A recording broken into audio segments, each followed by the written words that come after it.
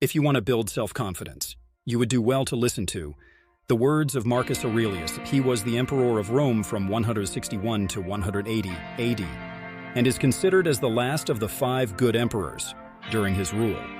Aurelius found the time to construct a series of autobiographical writings, now known as the Meditations. The Meditations is regarded as one of the greatest works of philosophy, which is why in this video, we'll be using some of his wisdom as a motivation to talk about 10 things we should do to build our self-confidence. 1.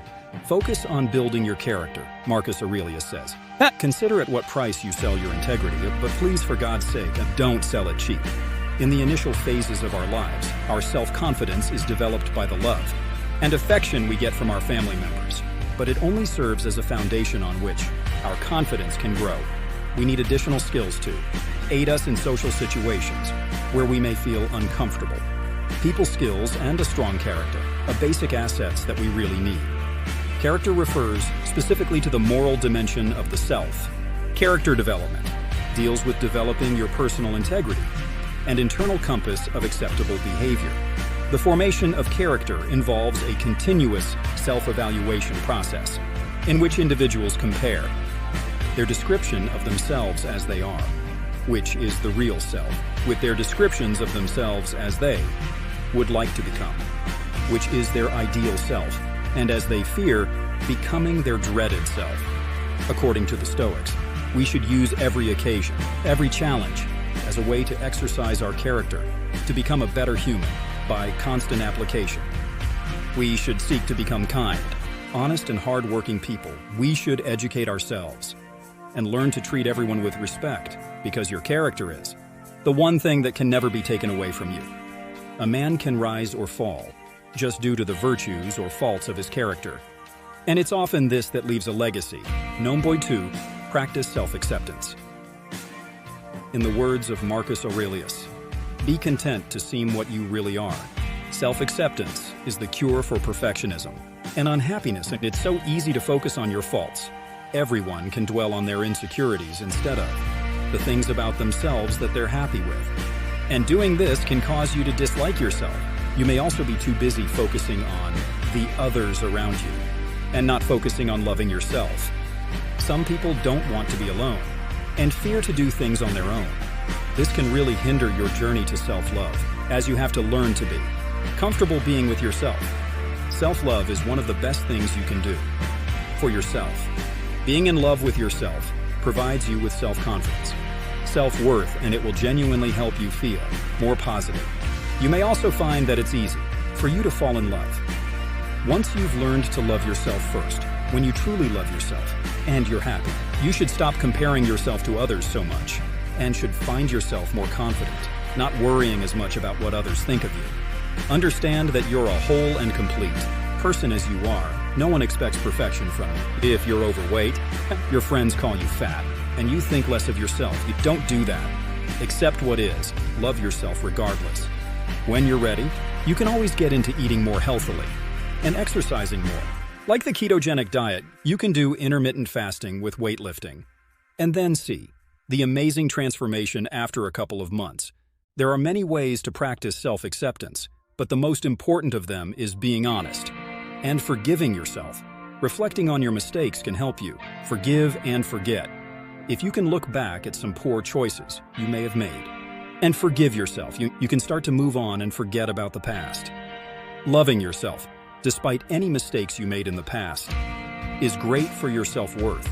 Self-love and self-acceptance is nothing but your choice. You may have many problems, and there'll usually be solutions, but even without one, you are still you. Why not accept yourself the way you are instead of beating yourself up? 3. Focus on your thoughts. To quote Marcus Aurelius, the happiness of your life depends upon the quality of your thoughts.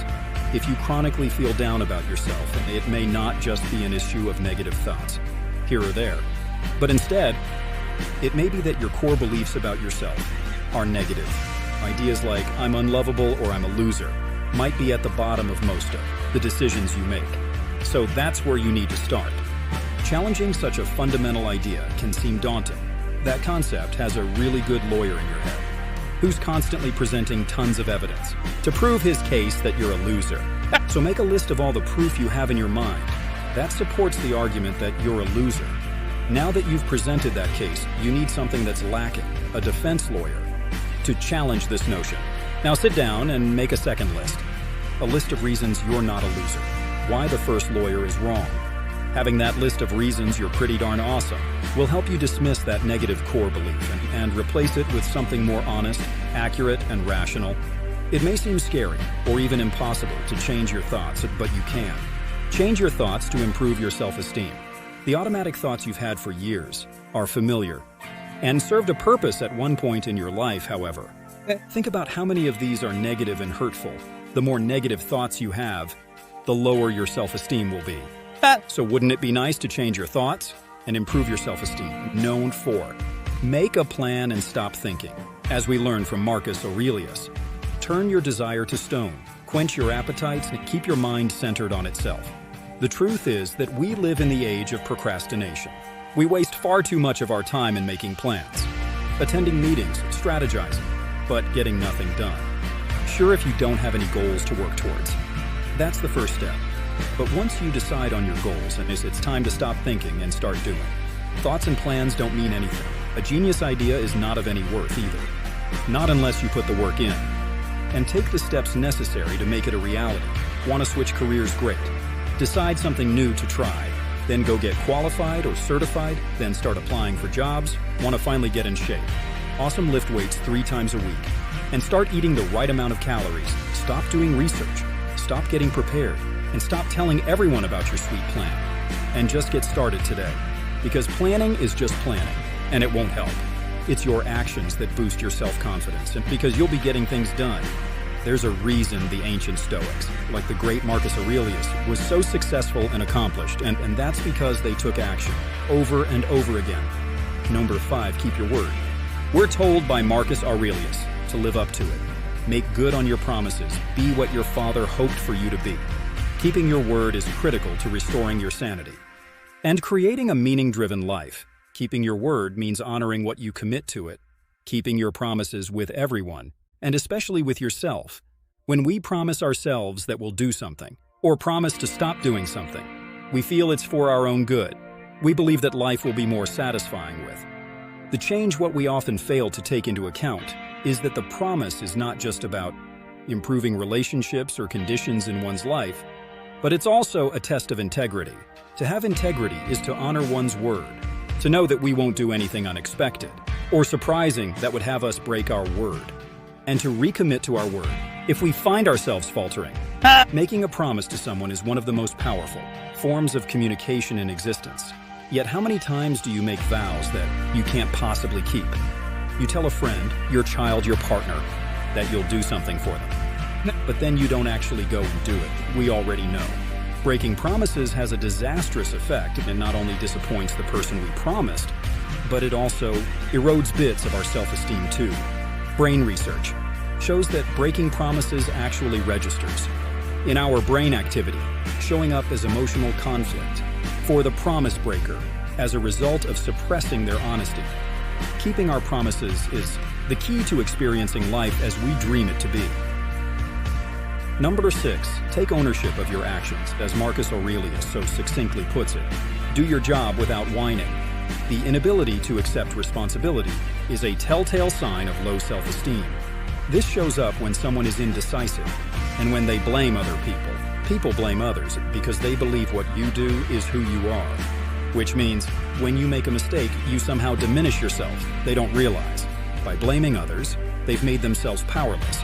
By becoming a victim of circumstance. And how many times have you heard, or maybe even said, I was late because of stupid train delays. I didn't get promoted because I don't smooze with my managers. Or I can't find a job because of the economy. Although these may be valid reasons, people with strong self-esteem don't focus on the external factors that may have caused the undesired result, but rather spend their energy thinking of ways to achieve the outcome they want.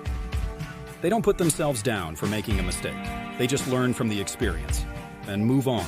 When you begin to do the work and take ownership over your life, you start to realize the power of time management, control, and autonomy.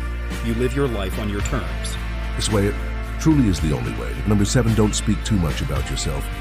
Marcus Aurelius instructs us to accustom yourself, to attend carefully to what is said by another, and as much as it is possible, try to inhabit the speaker's mind. We're all guilty of talking too much about ourselves. We talk about ourselves 30 to 40% of the time. That's a lot.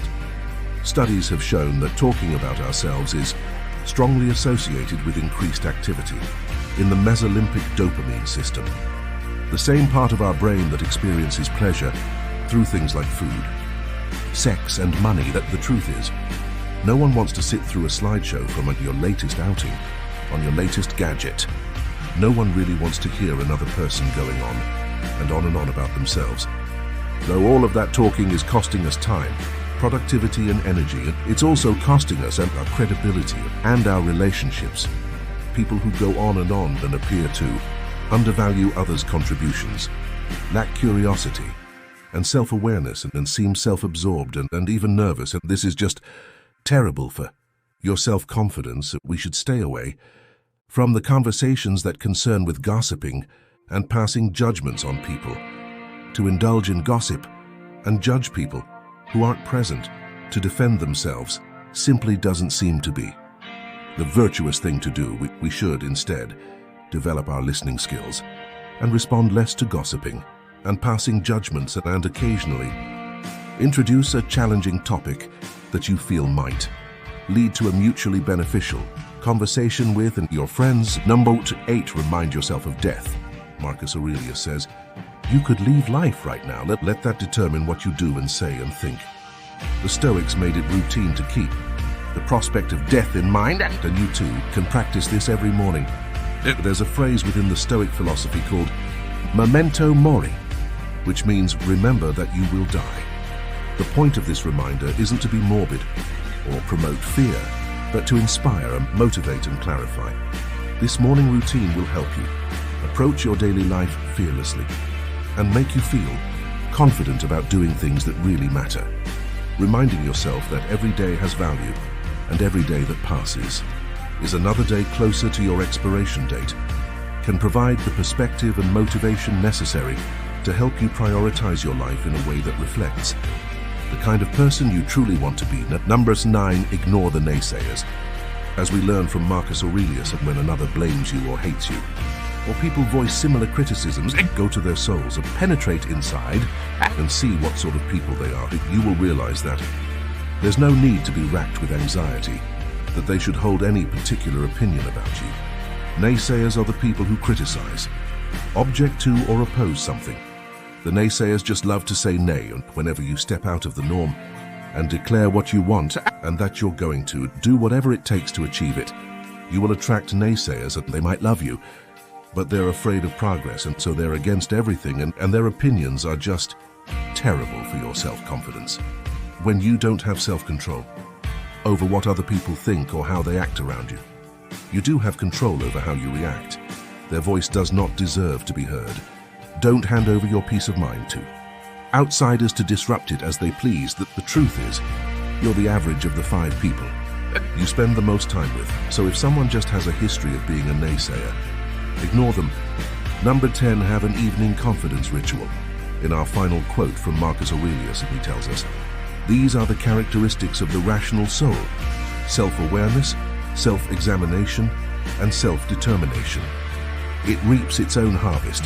It succeeds in its own purpose. Self-confidence is a positive feeling about yourself, your ideas, and your worth. That enables you to take good care of yourself, stand on equal footing with others, and feel pride about yourself and how you live your life. And not all self-confidence is actually under your own control. And in fact, about 50% of it is genetic. Fortunately, you've got the other 50% to work with. Here are 2 easy exercises that you could do in the evening before going to bed for confidence building. Number 1, keep a gratitude journal. Keeping a gratitude journal is a simple process. Every evening, you should pick 3 to 5 things every day that you're thankful for, and write them down. Like, gratitude doesn't have to be saved for the big things in life. The habit of being grateful starts with appreciating every good thing in life and recognizing that there's nothing too small for you to be thankful for. Appreciating The smallest of things in your life before going to bed will also give you a good reason to wake up and a confidence to face new challenges in life. Number 2, have a daily success review. This is quite similar to your gratitude journal. Each evening, during your success review, write down 1 to 3 successes of your day. Success doesn't necessarily mean major achievements, although if you have them, by all means, be proud of them, but don't overlook the power of your everyday small wins. Some of your small wins could be about making good decisions, or taking the time to exercise, and helping someone. Anything that makes you feel good, and this will give you a huge boost to your self-confidence, because by focusing on daily victories, you'll reinforce your constructive actions and thoughts, thus making it likely you'll have more small wins on subsequent days. And if you like this video, please do make sure to check out our complete Stoicism playlist. And for more philosophical wisdom for modern-day success, don't forget to subscribe. But thanks so much for watching.